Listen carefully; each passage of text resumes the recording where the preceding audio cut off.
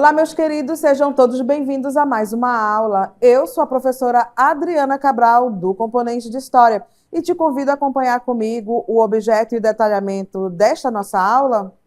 Temos então a aula de número 19, objeto de conhecimento, povos indígenas originários do atual território brasileiro e seus hábitos culturais e sociais. Detalhamento, civilizações maias, astecas e incas, organização política, econômica, social, cultural e religiosa. Então, vamos acompanhar esta sociedade, que é então a sociedade inca. Acompanhem comigo.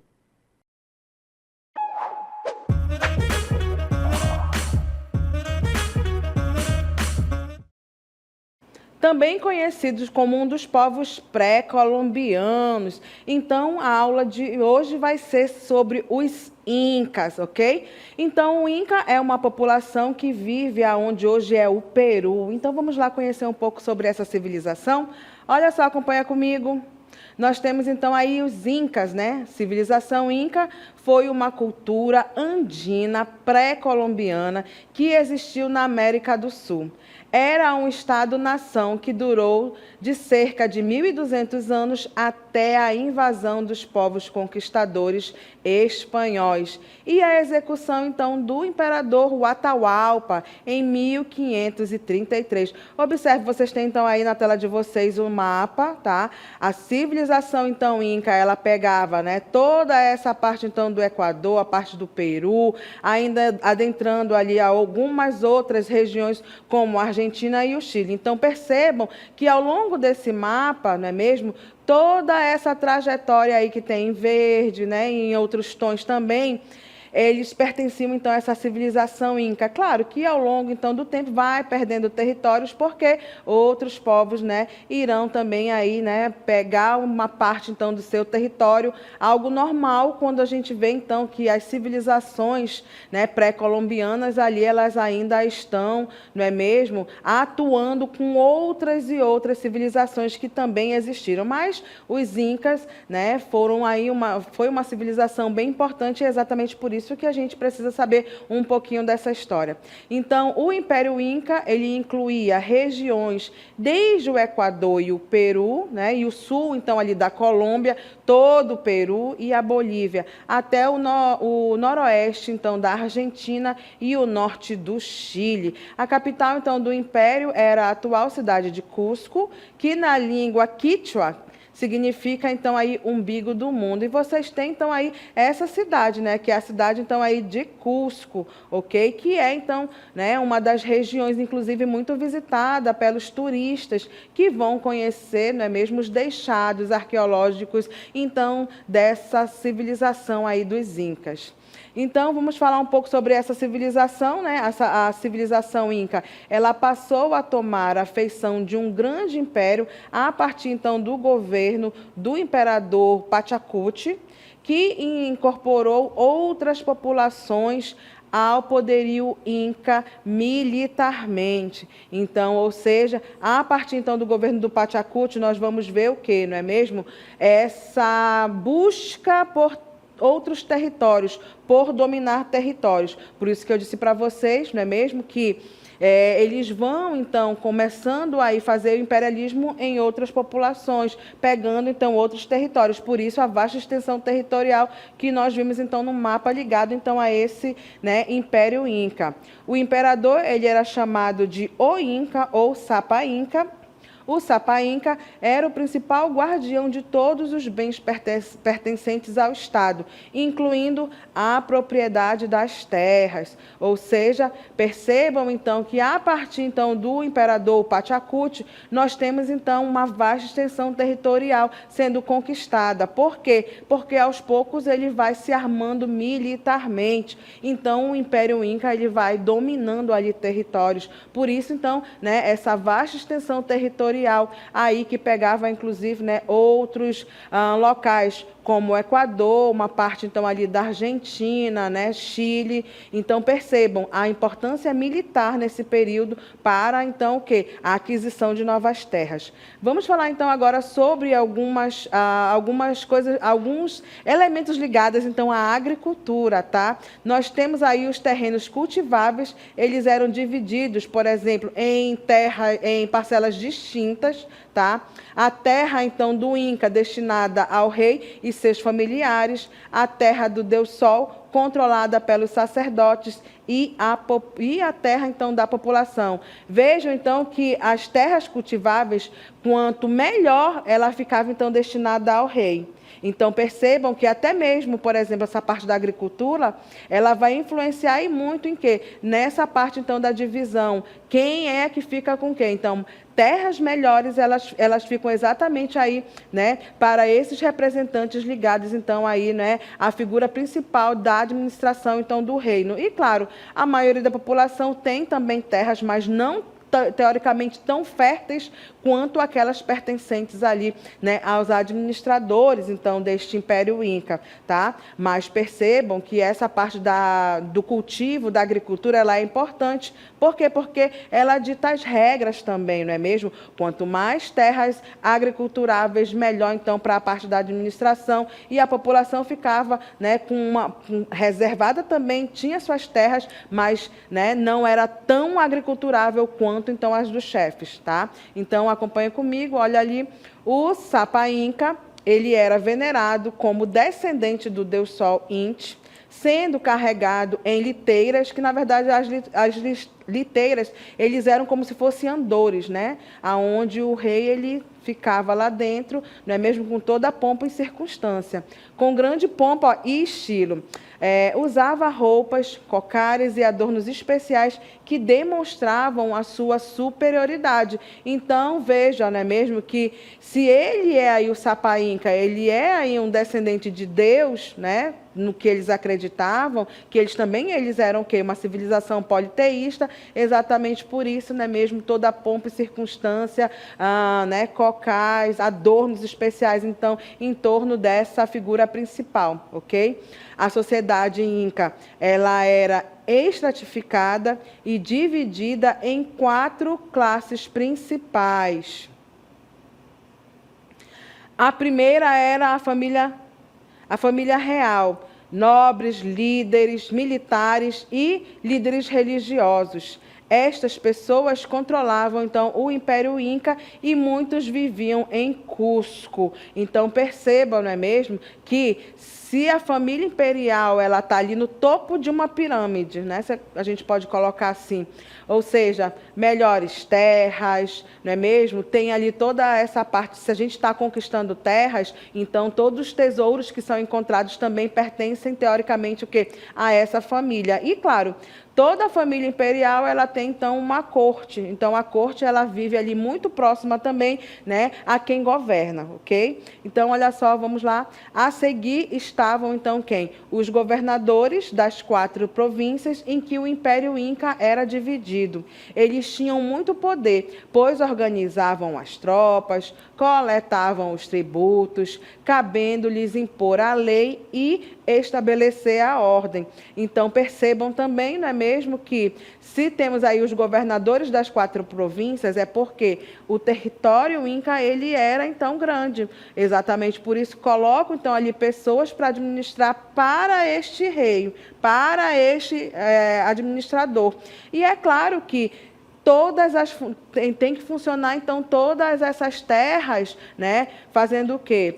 Fazendo exatamente aí, coletando os tributos e, claro, né, tendo aí todo o aparato de dominar a área para que outros povos não pudessem, não é mesmo, fazer o seu imperialismo. Então, por isso, a importância militar que esse Império Inca, ele teve, ok? Então, olha só, abaixo, então, aí dos governadores estavam os oficiais militares, responsáveis pelos julgamentos menos importantes e a resolução de pequenas disputas, podendo, inclusive, atribuir castigos.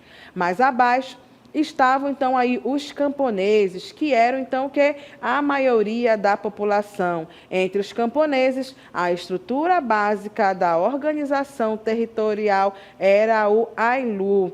Então acompanhe comigo, nós temos então nessa próxima imagem que eu trago para vocês, exatamente um pouco então a divisão social, não é mesmo?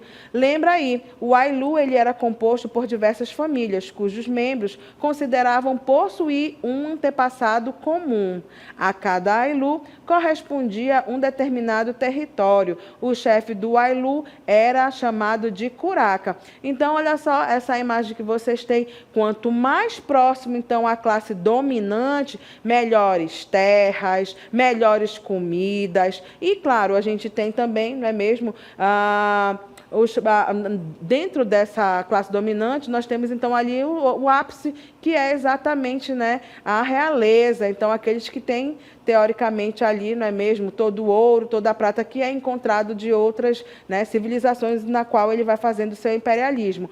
E a classe dominada, que teoricamente, né, a gente sabe que é a maioria da população, e muitas delas ali, quanto mais afastado então desta nobreza, óbvio, né? A gente tem a comida, mas ela não é, vamos dizer assim, né? Na mesma proporção que a classe ali dominante, ok? É claro que eles tinham terras para fazer a sua agricultura, estavam ali muito ligados também a essa parte de trabalhar, defendendo então esse império, né, que é então aí as terras incas, mas a gente sabe que havia uma divisão social importante, né, nessa sociedade. Então, no Império Inca, a agricultura era a base da economia e todos os níveis da sociedade pagavam tributos ao imperador.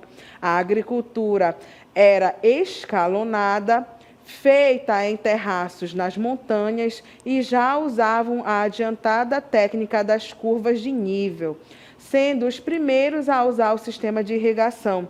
Os incas usavam varas afiadas e arado para revolver então o solo. Vocês têm aí na tela de vocês, não é mesmo, essa imagem da agricultura, que ela era escalonada, exatamente por isso, né?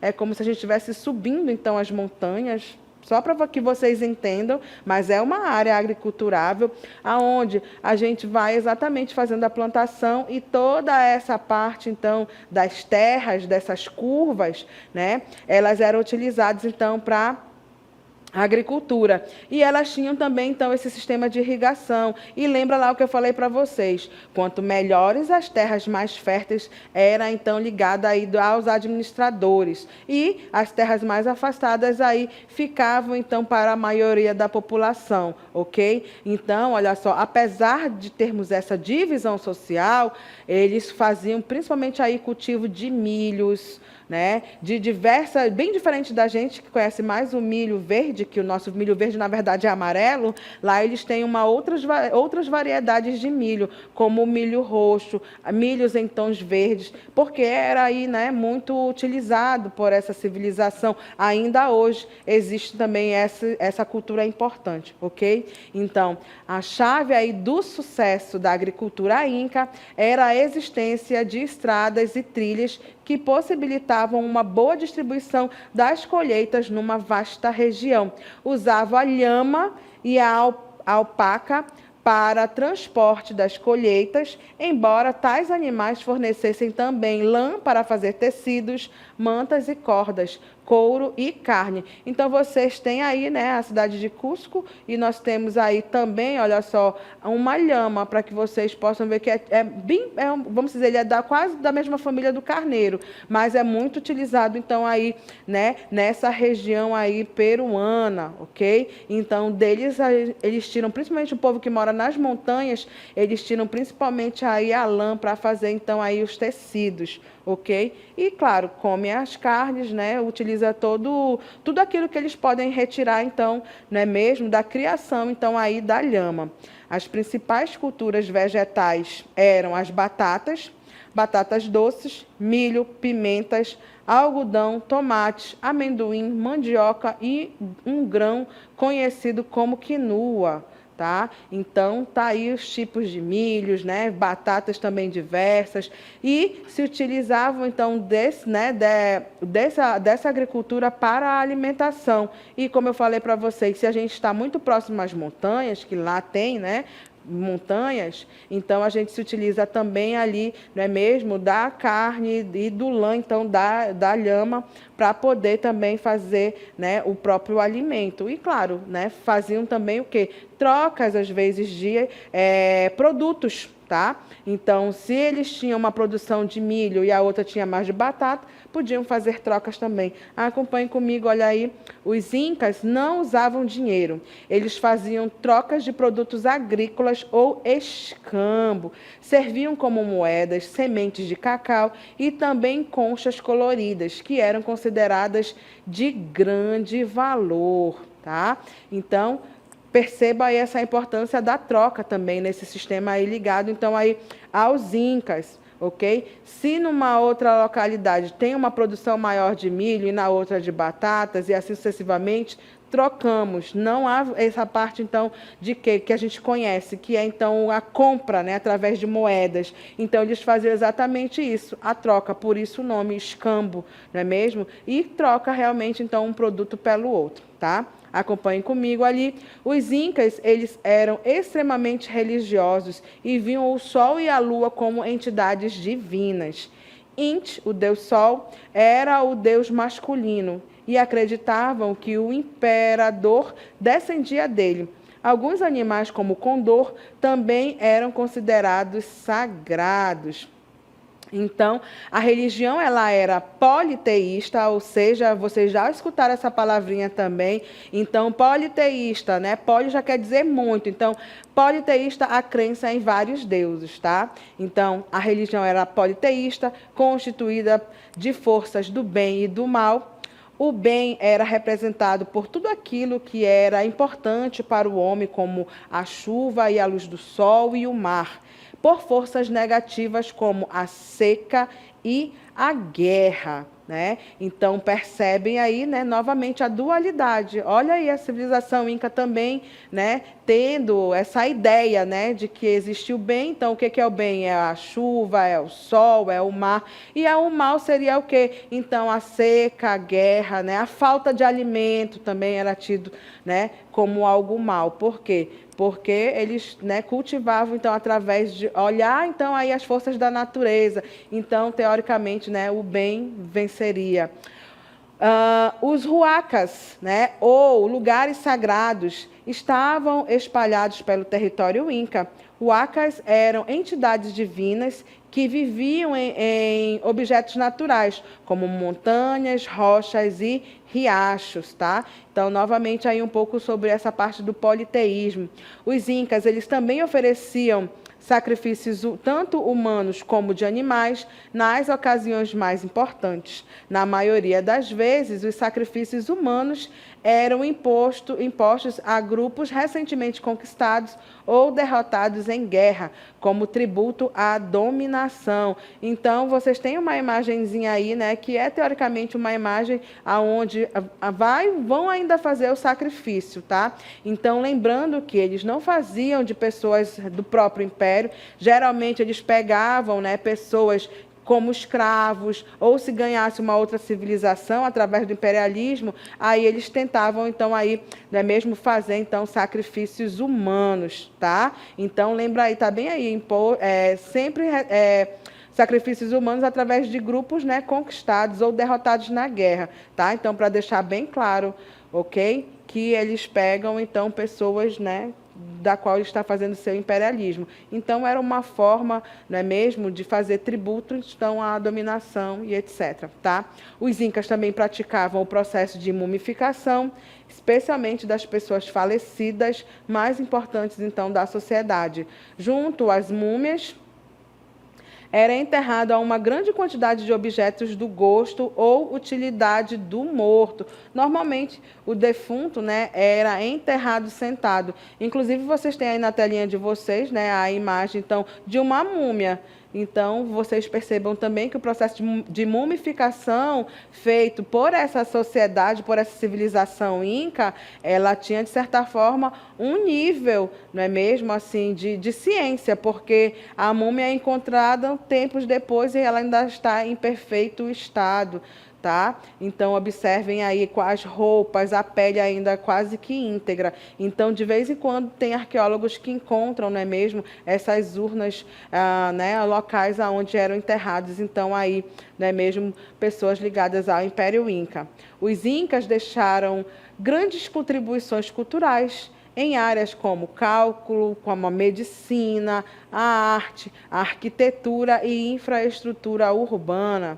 Como não havia um sistema de escrita para gerir o império, eram utilizados os quipus, constituídos por um cordão a que se ligava cordões menores de diferentes cores. Através do quipu, os incas mantinham estatísticas atualizadas do império, como número de habitantes, tributos pagos e a quantidade, então, de armas. E vocês têm aí na telinha de vocês exatamente isso. Isso é um quipur, tá? Que é, então, esse instrumento que está na mão, né, dessa pessoa. E era assim, então, que eles faziam. São diferentes cordões na qual, então, eles faziam, né, a contagem, então, dos tributos pagos, a quantidade de armas, a quantidade, então, de habitantes. Então, era um sistema bem interessante, né, para a contagem, então, para a matemática se desenvolver aí entre, né, essa civilização inca.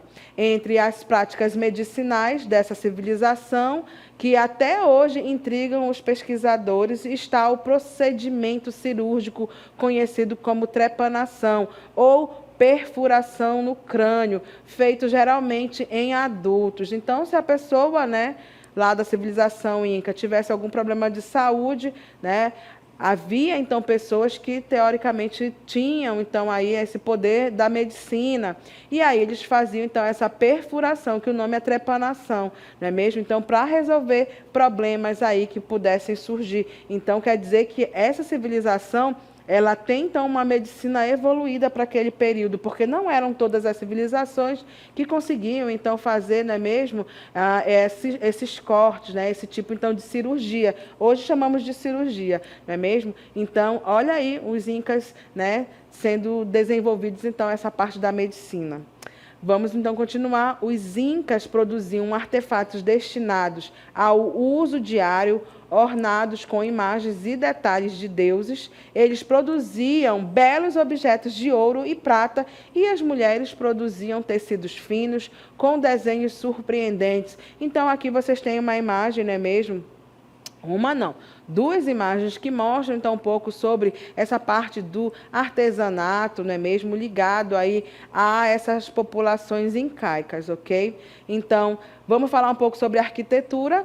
Na arquitetura, desenvolveram várias construções com enormes blocos de pedras encaixadas, como templos, casas e palácios. Eram resistentes a terremotos. As cidades sagradas de Machu Picchu, descoberta em 1911, é um exemplo da bela arquitetura inca e infraestrutura urbana, que é essa imagem, então, que vocês têm, não é mesmo, aí muito ligada aí, né, a essa civilização, então, aí, que são os incas. E agora vamos, então, trabalhar um pouco como que se deu, então, esse processo do fim das civilizações pré-colombianas, ok? E aí a gente começa, então, falando como é que deu a decadência do Império dos Maias, tá?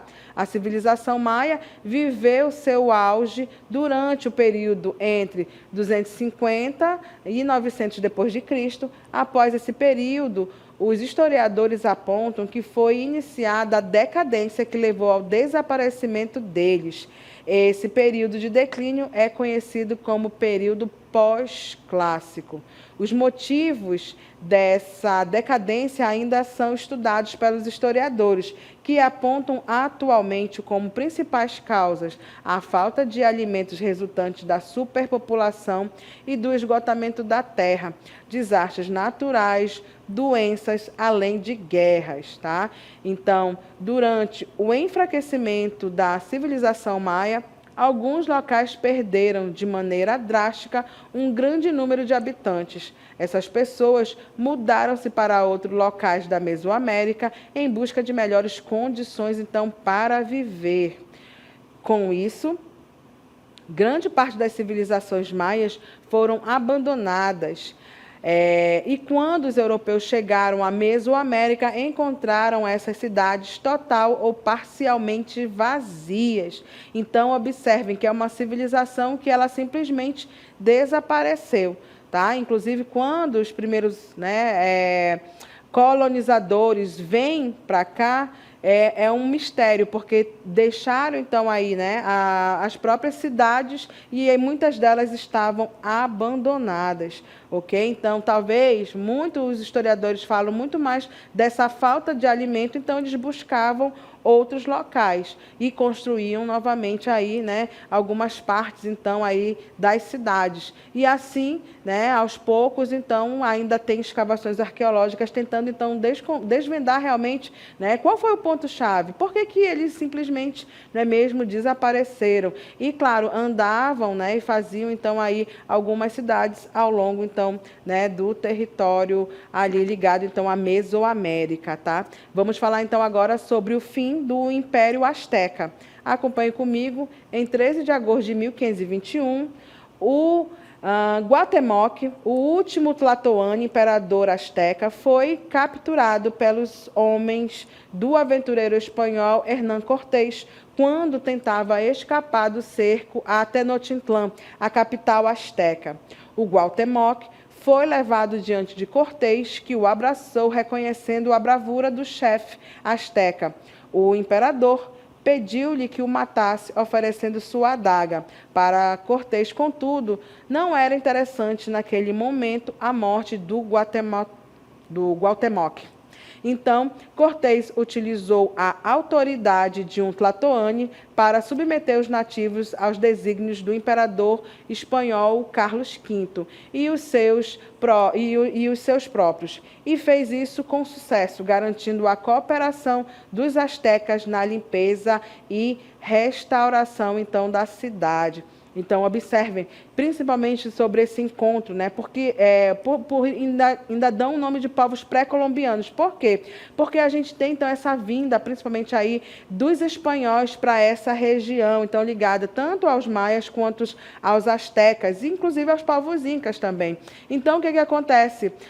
Eles têm armas, eles têm um poderio, por exemplo, de pólvoras bem maior do que esses próprios povos que aqui habitavam. Então, teoricamente, foi, de certa forma, uma luta desigual. Exatamente por isso, mesmo que o Cortés, ele consegue, então, aí fazer com que esses povos maias, eles caiam aí perante, então, todo esse aparato que vem através dos colonizadores brancos espanhóis. Por isso que, inclusive, a denominação é povos pré-colombianos, que é antes de Colombo vir, então, descobrir as Américas, ok? E é claro que essa parte, inclusive, da denominação pré-colombiano, é uma denominação, então, que vem através desse olhar, dos brancos, dos espanhóis, ok? E vamos falar, então, agora sobre a decadência dos Incas. Olha só, acompanhem comigo.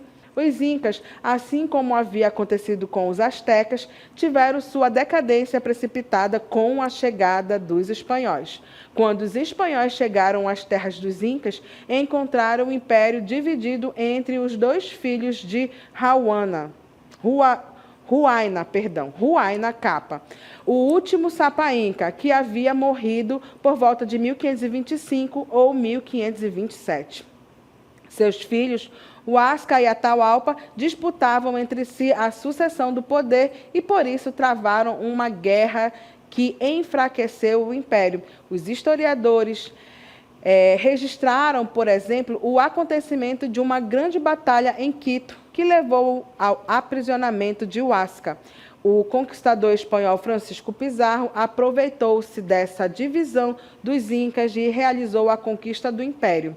O domínio dos espanhóis na região prosseguiu de maneira frágil por algumas décadas e enfrentou diversas rebeliões. A ocupação dos territórios incas pelos espanhóis levou à colonização daquela região, correspondente ao atual Peru e ao surgimento do vice-reino do Peru. Então, nós temos inclusive essa civilização, né, inca. Ela foi importante, mesmo porque em uma das suas partes de território, os espanhóis eles encontraram as minas de Potosí. Tá? Naquela época, a região de Potosí era aí do Império Inca, tá? Depois que, né, com o desmembramento, é que ele pertencia, então, a essa parte da Bolívia, mas todo o território, então, ali pertencia aos incas. Por isso, foi uma grande civilização. E os espanhóis, quando eles encontram, então, né, aí os povos incas, eles tentam subjugar rapidamente. Por quê? Porque eles encontraram algo que foi muito importante para os espanhóis, tá? Que foram aí, então, as minas de Potosí, prata, que eles levaram daqui das Américas lá para a Espanha. Então, meus queridos, atingi o meu objetivo, que era trabalhar com vocês a civilização inca e falar um pouco, né, como que aconteceu, então, aí a decadência, né, o sumiço, né, dessas civilizações pré-colombianas, incas, maias e astecas. Então, por aqui, a professora se despede.